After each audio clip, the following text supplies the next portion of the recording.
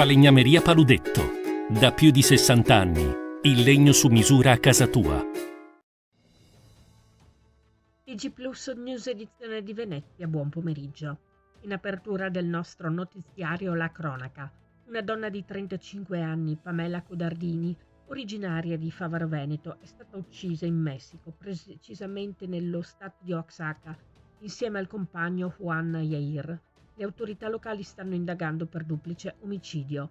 Il fatto è avvenuto il 27 gennaio, quando la polizia ha ricevuto la segnalazione di spari nello smoke shop gestito dalla coppia. Sul posto sono stati trovati i corpi senza vita e tracce della sparatoria. In base alle prime informazioni, l'assassinio sarebbe collegato a un regolamento di conti nei riguardi del solo compagno della 35enne, la quale invece sarebbe stata uccisa allo scopo di non correre il rischio di lasciare testimoni oculari dell'omicidio. Lo riportano i quotidiani locali. Ancora cronaca. La Polf era intervenuta nella stazione di Santa Lucia Venezia a seguito di una segnalazione per una rapina compiuta ai danni di 2 minorenni, i quali sarebbero stati improvvisamente avvicinati e strattonati da 5 coetanei, uno dei quali avrebbe intimato con un coltellino di consegnargli tutti gli oggetti di valore. Giunti sul posto, gli agenti sono riusciti in breve tempo a individuare e fermare i presunti responsabili. I giovani sono stati denunciati all'autorità giudiziaria per il reato di rapina e al termine degli accertamenti di rito sono stati affidati ai rispettivi genitori, precedentemente informati sull'accaduto. Sono inoltre stati emessi da parte del questore nei confronti dei 5 giovani, rispettivamente 3 Dacur e 2 Dasporbani, dalla città di Venezia. Cambiamo argomento.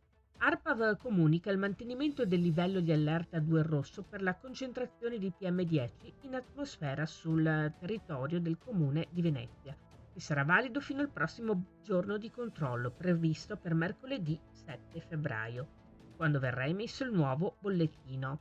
Per ulteriori approfondimenti ricordiamo che è possibile consultare la pagina web dedicata oppure il canale Telegram @allerta PM10 Venezia.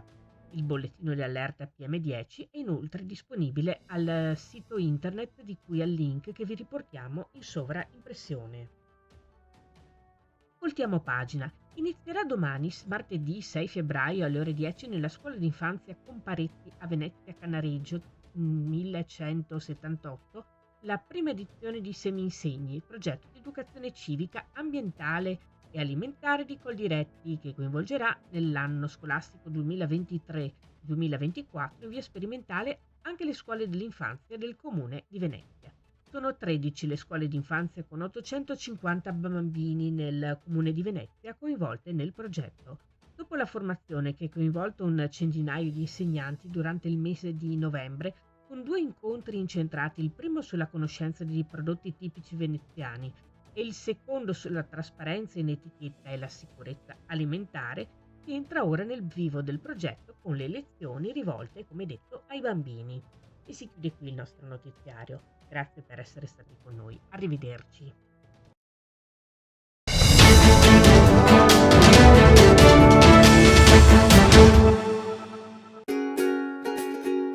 Falegnameria Paludetto. Da più di 60 anni. Il legno su misura a casa tua.